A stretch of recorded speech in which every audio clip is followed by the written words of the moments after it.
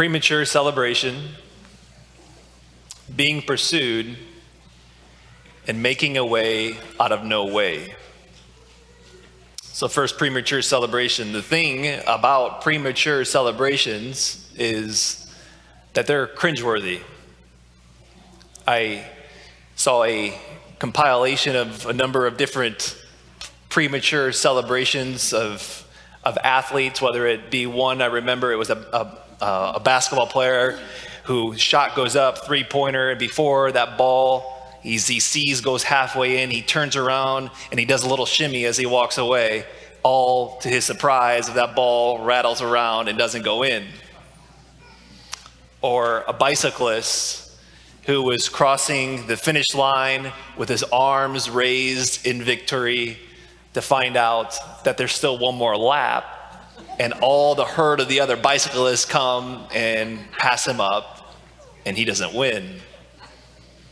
Or one other that stands out was a runner, maybe it was a 400 or an 800, and about 30, 40 meters to go, he begins a victory trot, and he slows down with his arms up. To his surprise, at the last minute, someone comes and wins. And the look of horror on their face, they had thought they won, but they'd lost. In many ways, that's Easter. That's what we celebrate. That's what we have celebrated the last couple days on Good Friday, and it's what brings about here this morning.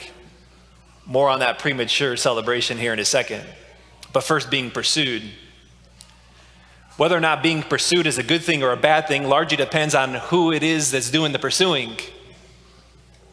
If you're a woman who's being pursued by a gentleman, you want that. You want that kind of pursuit. If you're being pursued by someone who wants to kill you, that's another story.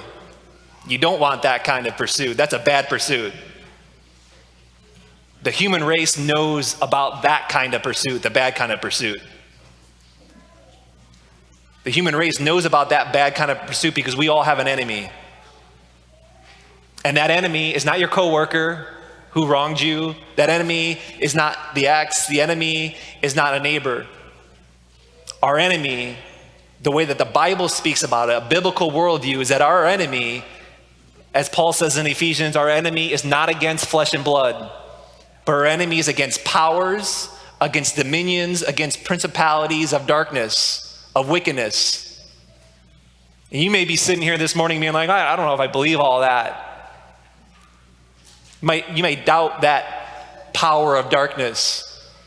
And if that's you this morning, I'd ask you to just this, maybe today or in the coming days or the coming weeks, certainly in the next month, just sit and pay attention and notice sometimes the darkness that weaves through your own heart.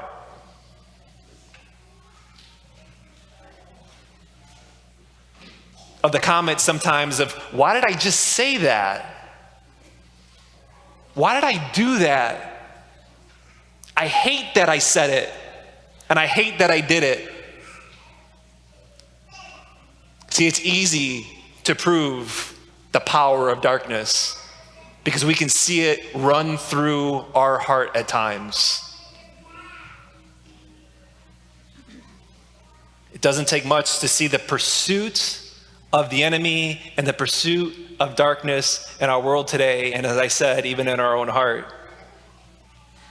And that pursuit began a long time ago in the garden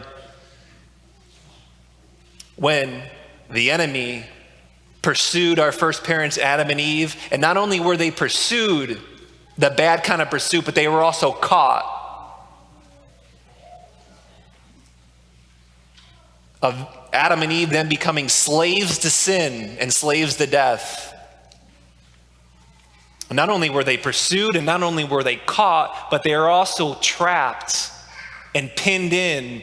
And because they were our first parents and because of the original sin that you and I were born into, you and I were also born slaves to sin. And we're also born trapped, pinned in, no way to get out from underneath the sin and being slaves of sin and being slaves of death, and of having a power over us of which we can't get out from under. There is no way. There's simply no way. Which brings us lastly to making a way out of no way. See, we needed to be brought back to life when there was no way to be brought back to life. We needed to be brought out of darkness when there was no way to be brought out of darkness. And yet, God provides a way with no way. And that way he provides a way out of no way is the cross. And the Easter morning and the cross brings about what that premature celebration was like. Because on Good Friday, when he went to the cross, seemingly death had won. Seemingly Satan had won. Seemingly darkness had won. As Luke writes in the Acts of the Apostles we heard in our first reading, Peter gets up and proclaims to all all the people who are gathered, and he says to them boldly, it says, I was a witness. I saw that day they put him to death by hanging him on a tree. The cross being hung on a tree.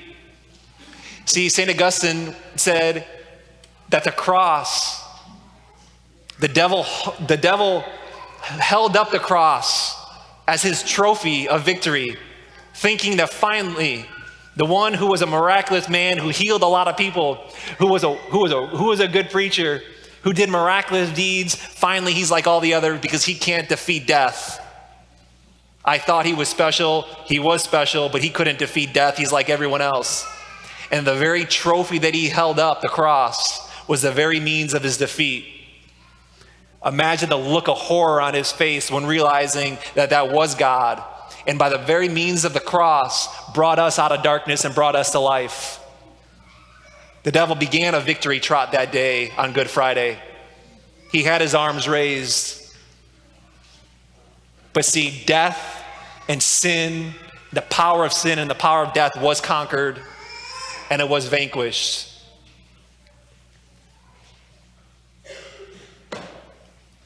And as Peter's preaching, he goes on to say, and this man God raised on the third day, that everyone who believes in him will receive forgiveness of sins through his name. We were all, those in here, this church who are baptized, were rescued from sin and death. And as Peter says, that everyone who believes in him will receive the forgiveness of sins through his name. What does that mean for you and I this morning, on this Easter morning? Some of us back into church for the first time in a long time. Maybe some of us the first time, maybe we were here last night. Actually, I know some of you were here last night.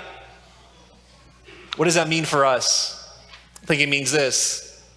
It's to ask ourselves the question, where are you trapped this morning? Where do you feel pinned in? Where do you long to be rescued? What areas in your heart might be in darkness? The last number of days, weeks, months, years, decades of your life, where you feel that there's no way out. Struggling with the same sin or the same vice, whatever it might be, habitual. And to invite him in this morning. Invite him in and surrender your life to him who went to the cross, who defeated sin and defeated death, and laughed at the one who began his victory trot too early, thinking that he had won.